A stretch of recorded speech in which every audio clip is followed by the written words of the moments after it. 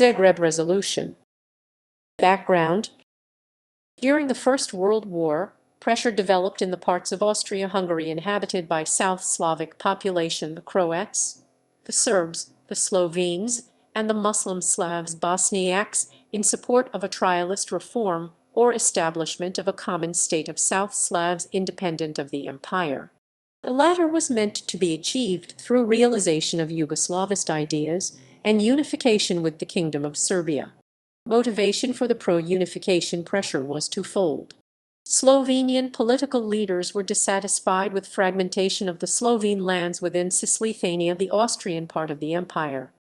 Their Croatian counterparts objected to division of the proposed triune kingdom to Croatia-Slavonia and the Kingdom of Dalmatia assigned to the Hungarian-dominated lands of the Crown of St. Stephen and Cisleithania respect.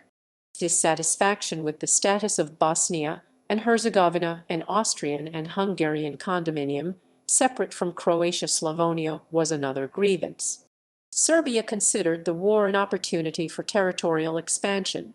A committee tasked with determining war aims produced a program to establish a Yugoslav state by addition of South Slav inhabited parts of the Habsburg lands, Croatia-Slavonia, Slovene lands, Vojvodina, Bosnia and Herzegovina, and Dalmatia. In the Nis Declaration, the National Assembly of Serbia announced the struggle to liberate and unify unliberated brothers. This aim was contravened by the Triple Entente favoring existence of Austria-Hungary as a counterweight to influence of the German Empire. In 1915, the Yugoslav Committee, an ad hoc group of intellectuals and politicians from Austria-Hungary claiming to represent interests of South Slavs, learned that the Triple Entente promised the Kingdom of Italy territory parts of the Slovene lands, Istria, and Dalmatia under the Treaty of London in exchange for Italian entry into World War I. That year, Russia sued for peace following the Russian Revolution, while the United States, whose President Woodrow Wilson advocated the principle of self-determination, entered the war. Nonetheless, in the 14 Points speech, Wilson only promised autonomy for the peoples of Austria-Hungary. Preservation of the dual monarchy was not abandoned until well into 1918, when the Allies became convinced Austria-Hungary could not resist communist revolution. In May 1917, the members of the Yugoslav Club, chaired by Anton Korošec, the leader of the Slovene People's Party SLS and consisting of South Slavic representatives in the Austrian Imperial Council, presented the Council the May Declaration. They demanded unification of Habsburg lands inhabited by Croats, Slovenes, and Serbs into a democratic, free, and independent state organized as a Habsburg realm. The demand was made with references to the principles of national self-determination and Croatian state right. The May Declaration was welcomed by the Milostar faction of the Party of Rights SSP and Anton Baur, the Archbishop of Zagreb at the time. The ruling party in Croatia-Slavonia, the Croat-Serb coalition HSK, and its leader Svetozar Probisvik ignored the May Declaration. The Croatian People's Peasant Party leader Stjepan Radic offered only lukewarm support for the declaration before the imperial authorities prohibited further advocacy of the declaration on 12 May 1918. Zagreb Conference. In 1918, the Yugoslav Club launched an initiative to improve collaboration among political parties representing the South Slavs in Austria-Hungary and endorsing the program of unification of Croats, Slovenes, and Serbs. The initiative was described by the Yugoslav Club as national concentration for unification in a common state. However, they did not elaborate on the method or desired outcomes of such unification. On 2-3 March, a conference was held in Zagreb with the aim of implementation of the cooperation proposed by the Yugoslav Club. It was presided by Ante Pavelić, the leader of the SSB, which assumed the leading role in implementation of the Yugoslav program and the Yugoslav Club's proposal in Croatia-Slavonia. The conference boasted 43 attendees, drawn from the ranks of political opposition. In addition to the SSB, the meeting was attended by a group of HSK dissidents, a group of politicians affiliated with the Zagreb-based Catholic daily Novine, members of the Social Democratic Party of Croatia, and Slavonia, the SLS, the National Progressive Party, as well as several politicians from Bosnia and Herzegovina, Dalmatia, Istria. The Croatia-Slavonia's ruling HSK and opposition HPSs were invited, but did not attend. On the second day of the meeting, the Zagreb Resolution was adopted.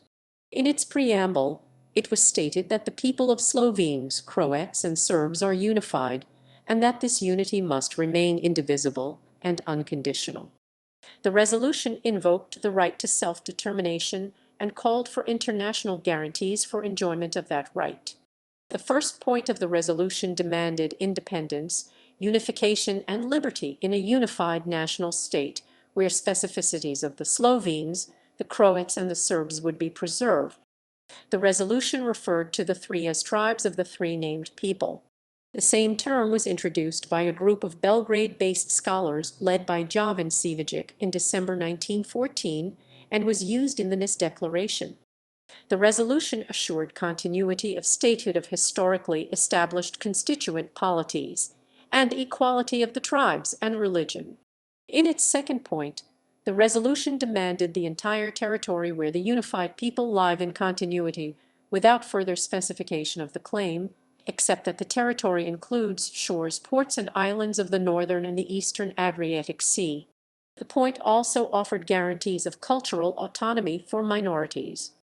The resolution made no mention of Austria-Hungary as a predetermined framework for establishment of the demanded state or House of Habsburg as its rulers.